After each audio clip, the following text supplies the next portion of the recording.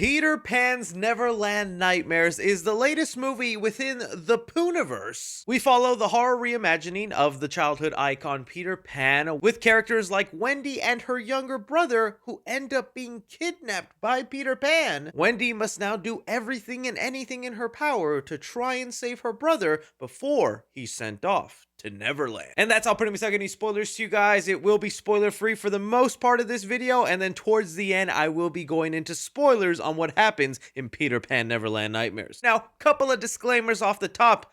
I am someone who exists in the Poohniverse. Yeah, I don't know how many of you guys have seen Winnie the Pooh Blood and Honey, but I have a small little voice cameo on the TV. Oi, Freddy Krueger, what are you watching? Isn't this movie about your boyfriend?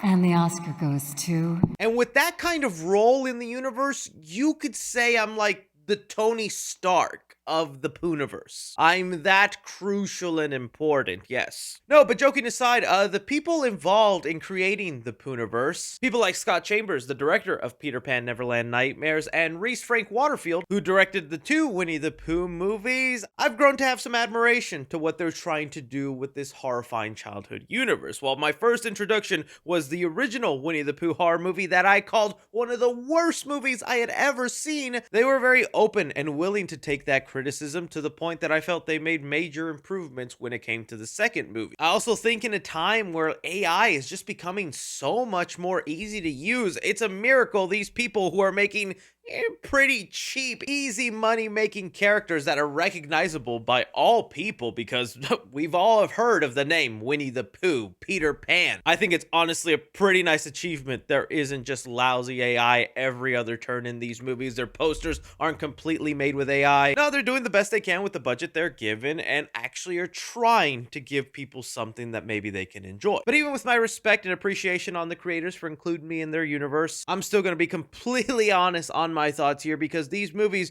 are becoming extremely common. If we don't criticize and call them out, oh dude, they're just always going to be producing laziness. We got a Popeye horror movie, a Mickey Mouse horror movie. Granted, those aren't within this universe, but as someone who is actually open to these once childhood characters turn killers, I at least want them to be enjoyable, fun movies, man. So when it comes to Peter Pan's Neverland Nightmares, there is a part of me that's like, yeah, I enjoyed Winnie the Pooh Blood and Honey. It still definitely had its faults and improvements it can make as the universe continues on. I don't know if I was that thrilled for Peter Pan, but having sat down and watched it, I will say, at moments, it ended up surprising me a little. Let me get into the good before I get into the things I thought held this movie back. For one, I think Peter Pan's Neverland Nightmares opens very strong. The opening sequence, the introduction to Peter Pan, all of that, I was like, is this still just kind of a parody made-up universe? Because we're starting to feel like an actual horror movie here. I love the little opening animation that just basically sets up the Peter Pan story we know, with a couple of tweaks that become important for the lore of this version of Peter Pan. Martin Portlock, who portrays Peter Pan in this movie, I thought was also giving a pretty chilling performance. There's almost like this duality involved with Peter Pan, where when he's talking to a child and trying to persuade them to take them off to Neverland, he has this very goofy, almost Pennywise-like voice, and then once, things start going bad, that voice alters and changes. How did you get down there? Hi, Peter. It's nice to meet you. I need to take you with me. And I thought that kind of switch was kind of creepy and cool to go with Peter Pan. Along with that, since it is an opening sequence, they want to let you know how brutal and crazy this Peter Pan is, and they don't hold back on the kills. I'm kind of loving this renaissance of indie horror movies that, like Terrifier, has really started up, where we're embracing the practical effects. There's no use of CGI blood or cheap cutaways where you don't get the action. No, you see some limbs being torn apart, body parts getting cut up in ways you wouldn't expect. I'm not saying this universe is up to the Terrifier level of gore and effects, but those sequences are done in a way where it doesn't come off goofy or completely fake. Peter Pan, victim to victim in this movie just gets so much more brutal, and the stuff he does to some people at the end, I was kind of looking at the screen like, whoa, that's going a little far there, Peter Pan. Another thing that they're starting to do more in this universe that I'm also very much appreciating is actually leaning in to some of the mythical lore that comes with the character. To me, I'm like, what is the point of doing a horror Winnie the Pooh, a horror Peter Pan, if you're not going to take the lore that comes with that character and twist it around and have some fun with it? And that was the biggest disappointment of that original Winnie the Pooh movie. It was just, yeah, it's Winnie the Pooh and he's a killer, but we're not really going to make Christopher Robin a focus. We're just going to make these random girls in a cabin, and honestly, it's just going to feel like a really cheap thriller about a guy in a bear mask trying to hunt these girls down. They correct that and add some pretty fun lore in the second movie, and here you have Wendy and this goal Peter Pan has throughout the course of the movie that ties into the lore of the character. You find out very early on, so I don't consider it a spoiler, but they basically let you know that Peter Pan was once a part of Neverland. He was there. It's a wonderful place. You never age and whatnot, but he was banished and he was given a task that he must bring as many lost boys and children to Neverland. Once completing this, he will then be granted access back. And so that adds into his motivation. Who wants to come to Neverland with me? And that's where I'm like, dude, yes, that's the stuff I like to see. Now we're adding in some of that Peter Pan lore, giving us a reason for why he's specifically targeting children. And for a good chunk of the movie, I'm also going like, dude, what is Neverland like? Because he's taking these kids to Neverland. I'm like, what does it look like? What happens there? And how much different is he going to be when he reaches that goal? Like, I was like, okay, I'm liking this. Also because it was announced for the team-up movie called Pooniverse Monsters Assemble, Peter Pan is announced as the villain that'll be facing off against Winnie the Pooh, making this movie even more crucial to nail down, because this is basically like the Thanos of the universe then. So you want to prop him up to be a good threat to go up against Winnie the Pooh and his gang of friends. So again, I'm watching this movie halfway into it, pretty impressed, thinking they're down a good path. They're setting up something intriguing. And then I think, unfortunately, it starts to lose me a little bit, which is where I want to get into the things I'm mixed to negative about. While I thought they had a good jumping off point or setting up Peter Pan's motive and why he's targeting children and this goal he has to return to Neverland, and I was really intrigued to see how much more they can expand and inject the lore of the character that it's based on, and it ends up being pretty surface level, and there's so many other aspects I thought they could have done more with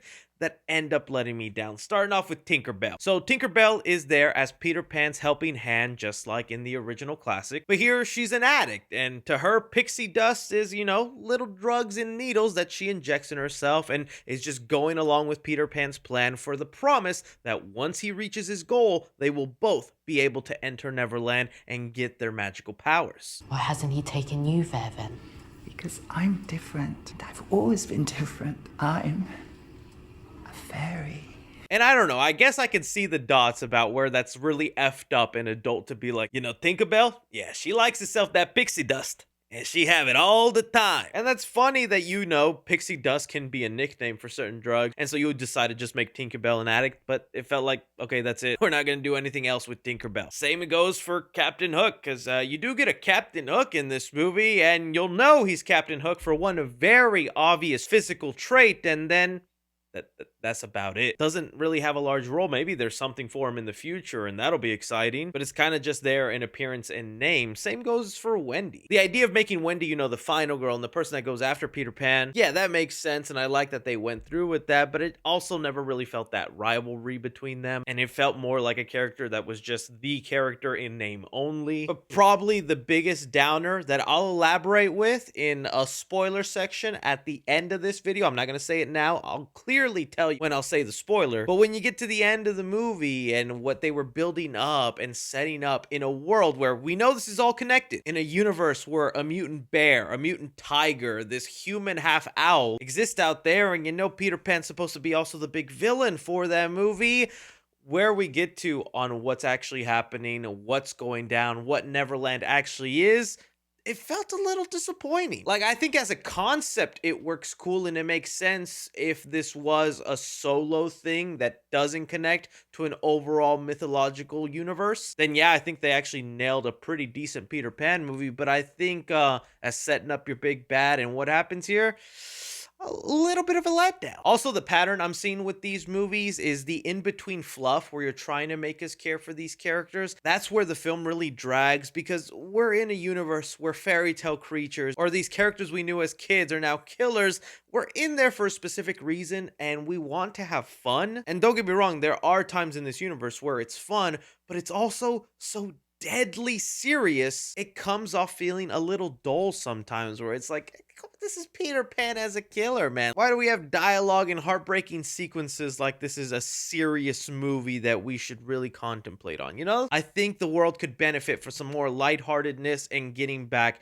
to just the action that we wanted. Still though, again, that is just my opinion. I think overall, these movies are getting slightly better. This film is nowhere near the levels of awfulness that was that original Winnie the Pooh. Like, this actually feels like a decent horror movie where they were trying. Some stuff I thought really worked, other stuff I think could do better, but they're headed down the right path, and again, my appreciation for them grows. I'm still wanting to check out the Bambi movie they got coming, more of the Pinocchio just for that animatronic work and how they play that in. So I do recommend this movie if you're someone interested in this universe and want to be a part of it. Some unique things are happening, but I would still say tame your expectations and don't think they've magically become awesome movies. And also, if you're someone who didn't like any of the two Winnie the Pooh movies, you think this whole universe is dumb, Peter Pan Neverland Nightmares is not going to be the movie to change your mind. You're going to hate it for all the reasons you hated the last movie, and that's okay. This is not for everybody. I get it. But okay, now with the main part of the review out of the way, I'm going to get a little bit into spoilers. So the thing I think disappointed me the most about Peter Pan Neverland Nightmares is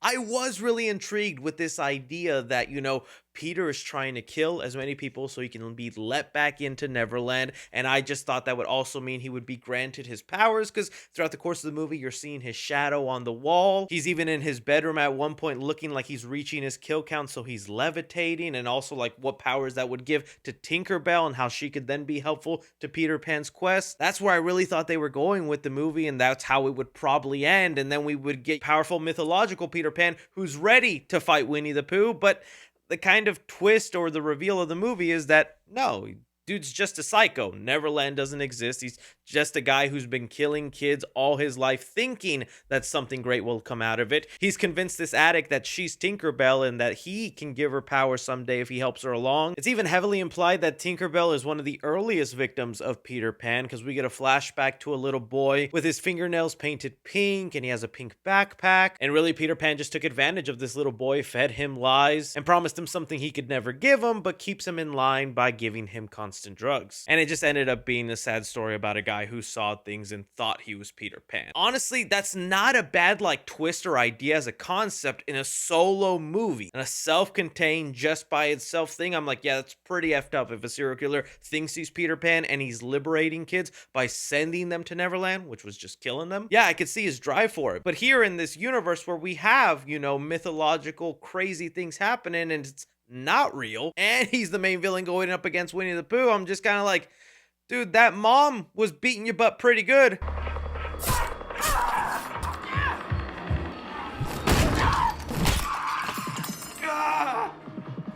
I think Winnie the Pooh's gonna beat your butt in 5 seconds. And that's again where it's like, man, I wish they leaned more into the lore, the mythological stuff, and really gave in. Because can you imagine Peter Pan actually getting his powers, reaching his goal? Then he can use that shadow to his benefit. You know, when I heard they announced the Peter Pan horror movie, I thought that would be a really great kill scene as Peter Pan's in the room with you and he kills you using his shadow while he's just standing there. That would be a useful thing against Winnie the Pooh. Tinkerbell also just helping him fly or using some of her fairy powers as backup. Cool, but no, it doesn't look like we're getting that, so I'm curious how the Pooniverse movie's gonna go. And yeah, like I mentioned, Captain Hook's in the movie, and he's just like a prisoner in the basement with a hook for a hand that Peter Pan looks like he gave him. Doesn't do anything, he's just there, scary, and then he disappears, and I'm like, okay, what? Why? Why couldn't we make like the detective going after Peter Pan, trying to solve the murders of all these missing kids all these years? Be, you know, Captain Hook, then that would be like a worthy adversary for this version of Peter Pan. But no, it's just a dude in a basement with a hook for a hand. So I don't know. Again, that's just my opinion on Peter Pan Neverland Nightmares. It was an interesting watch for sure. I think every time I be honest and critical in this movies, I just hurt my chances of ever showing up as a cameo again. But I gotta be honest. I'm still checking out the next couple of entries for the fun of it, but I do wonder how much I'm gonna want to stay watching after the big team up movie. movie, you know? Let me know what you guys thought about if you've seen Peter Pan Neverland Nightmares, what you like, what you didn't like, what you think they're doing right, what you think they can improve on the universe, anything, everything. Be sure to like, subscribe, follow me on Twitter at 3C Films or on TikTok at 3C Films. But as always, I'm Chris. Take care.